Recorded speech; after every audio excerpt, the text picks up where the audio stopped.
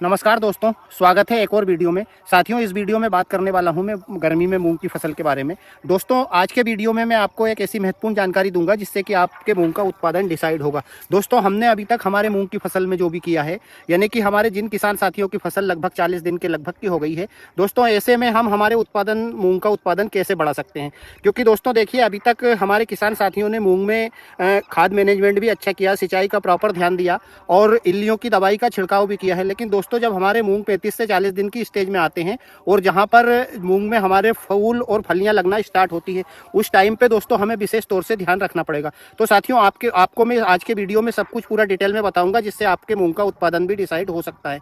तो दोस्तों, जैसे कि आप ये मेरा मूंग देख रहे हैं, ये MH1142 वेराइटी है, जैसा कि मैंने आपको वीडियो के माध्यम से बताया था।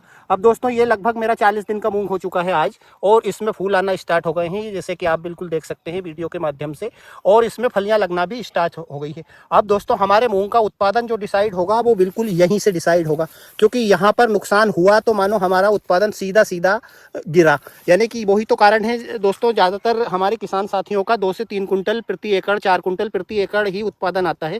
क्योंकि मेरे से बात होती रहती है तो कि साहब, हमारे मूंग का उत्पादन कभी भी हमने 3 से 4 कुंटल एकड़ से ज़्यादा हमारे मूंग का उत्पादन कभी आया ही नहीं। दोस्तों, अब मैं आपको बता दूं कि उत्पादन नहीं आने का सबसे बड़ा रीज़न क्या है। तो दोस्तों, यहाँ पर जैसे फूल आए और फलियां बनना स्टार्ट हुई, तो दोस्तों यहाँ पर जो सबसे खतरनाक कीट है जिसका प्रकोप होता है वो है मारू का इल्ली। और दोस्तों, हर बार, हर साल, हर समय उस इल्ली का प्रकोप होता ही होता है। दोस्तों, नुकसान बहुत भारी मात्रा में करती है। अब मैं आपको बता दूं, क्योंकि पहले हमें उस इल्ली को जानना और समझना बहुत ज़रूरी है, तब जाकर के हम उसका कंट्रोल कर सकते हैं। क्योंकि अधिकतर वो इल्ली ज़्यादातर दिखती नहीं है। यदि हम ध्यान से देखते हैं और हम उसके बारे में हमें जानकारी है तो हम उस इल्ली का कंट्रोल कर सकते हैं। तो साथियों, मैं जैसे आपको बता दूं कि ये आप देख रहे हैं, ये फूल का गुच्छा, और यहाँ पर यहीं से फलियां लगती है।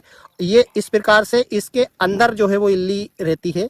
उस इल्ली का प्रकोप शुरुआत में, जो उसकी शुरुआत अवस्था होती है, वो यहीं से होती है, क्योंकि वो यहीं इसके आसपास ही जो वो कीट रहता है वो यहाँ पर इसके आसपास अंडे देता है, और यहीं से वो इल्ली बनती है और इसी फूल में अंदर जाकर के और घुसना चालू कर देती है। तो दोस्तों, जैसे आपने देखा होगा कि कभी कभी होता क्या है कि ये फूल भी लगा, लेकिन जो फलियां उसमें पहले लग गई थी, 2 से 3 फलियां, वो ही फलियां हमें लास्ट तक दिखती है, क्योंकि इस फूल को उस इल्ली ने खत्म कर चुकी रहती है, खा चुकी रहती है।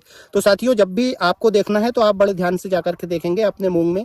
यदि आपके मूंग में जो ऊपर फूल लग रहे हैं उसमें आपको इल्ली दिख रही है तो आप समझ जाना कि मारू का इल्ली है। और मैं आपको इस वीडियो में उस इल्ली का फोटो भी लगा दूंगा, क्योंकि यहाँ पर अभी वो इल्ली दिखेगी नहीं, मैं स्प्रे कर चुका हूँ।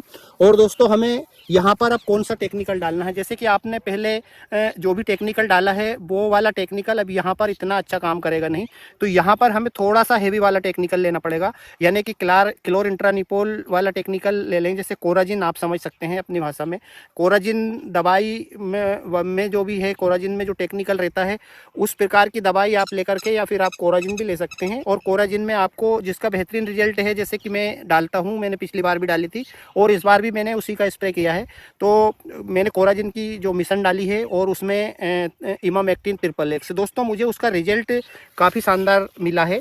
आपको ज़रूरी नहीं है कि आप यही वाली लें, आपको जो आपके क्षेत्र में मिल रही है, यानी कि थोड़ा सा हेवी वाले टेक्निकल वाली दवाई आप अपने दुकानदार से पूछ करके और ले सकते हैं, डाल सकते हैं। तो क्योंकि हमने जो पहले जो दवाई डाली थी, इमिडा वगैरह डाली होगी या दूसरी दवाई कोई सी डाली होगी, लेकिन यहाँ पर थोड़ा सा हमें हेवी वाला टेक्निकल डालना पड़ेगा। तो ये दोनों दवाई लें और साथ में थायोमेथाक्साइम जरूर मिलाएं दोस्तों, क्योंकि यहाँ पर जो वाइट फ्लाई होती है, सफ़ेद मच्छर, वो भी अधिक मात्रा में नुकसान करते हैं। और दवाई का स्प्रे करने का भी मित्रों एक तरीका है, जिससे कि मैं आपको बता दूं कि आप इस प्रकार से यदि स्प्रे करते हैं तो आपको 100% रिजल्ट मिलेगा। क्योंकि हम कोई सी भी महंगी वाली दवाई लेकर यदि डालते हैं और उसका रिजल्ट हमें आधा मिलता है या उससे भी कम मिलता है तो फिर कोई फ़ायदा नहीं है। तो इसलिए होता क्या है, अधिकतर मैंने देखा कि बहुत सारे किसान साथी कभी भी पंप उठाया कि भाई मूंग में दवाई डालनी है, और कभी भी किसी भी टाइम पे उठा करके और दवाई डाली।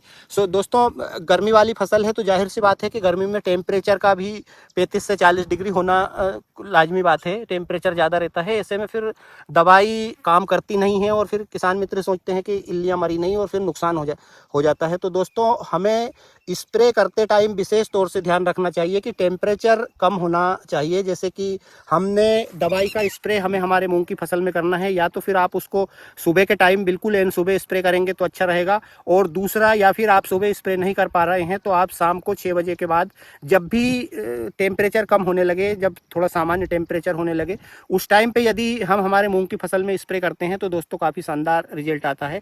और एक चीज़ का और विशेष ध्यान रखना है हमें कि हमें पानी की जो मात्रा है यहाँ पर वो थोड़ी अधिक मात्रा में लेना है। और सिलिकॉन बेस्ड चिपकू जरूर मिलाएं साथियों, ताकि जो हमारी दवाई रहती है वो हमारे पत्ते पे प्रॉपर फैल जाए और पूरी तरह से, ताकि 100% हमें रिजल्ट मिले हमारे मूंग की फसल में। दोस्तों यदि आप ये वाला स्प्रे यहाँ से हमें गलती करना नहीं है दोस्तों, क्योंकि 35 से 40 दिन में लगभग हमारे मूंग की फसल में फूल पूरी तरह से आ चुके रहते हैं और फलियां बनना स्टार्ट हो जाती है। और जो मारू का इल्ली रहती है वो दोस्तों बहुत बहुत ज़्यादा मात्रा में यहाँ पर नुकसान कर देती है।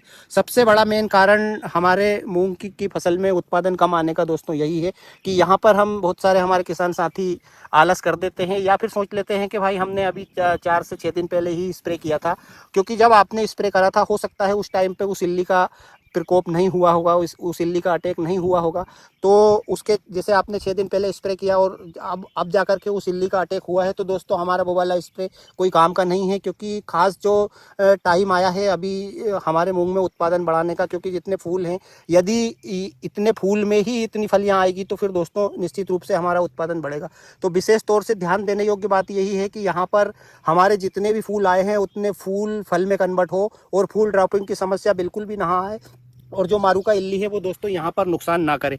तो साथियों यहाँ पर मैंने आप लोगों को कोशिश करी है समझाने की कि आप आपके मूंग का उत्पादन घटा या बढ़ा यहाँ से सकते हैं। ये इस प्रकार की स्टेज है कि यहाँ पर आपने थोड़ी सी भी लापरवाही करी तो फिर दोस्तों जाहिर सी बात है कि हमारे मूंग का उत्पादन नहीं आएगा। कितना भी अच्छा आपका मूंग लगा हो, कितना भी आपके मूंग में फूल आया हो, लेकिन वो फल में कन्वर्ट नहीं होगा, क्योंकि यहाँ पर जो मारू का इल्ली रहेगी वो काफ़ी मात्रा में नुकसान कर देगी। तो आपको ये एक स्प्रे यदि आपने निकाल दिया तो आप इससे अगला वाला स्प्रे यदि हम थोड़ा सा इग्नोर भी कर देते हैं कि उस टाइम पे उतना अटैक होगा नहीं। और दूसरी चीज़, हमारे मूंग की जो फलियां रहेगी वो बड़ी हो जाएगी, क्योंकि दोस्तों 40 से 45 दिन के बाद में फूल के बाद जो फली आती है हमारे मूंग में वो बहुत ही तेज प्रोग्रेस करता है और बहुत जल्दी पकने की कंडीशन में आ जाता है।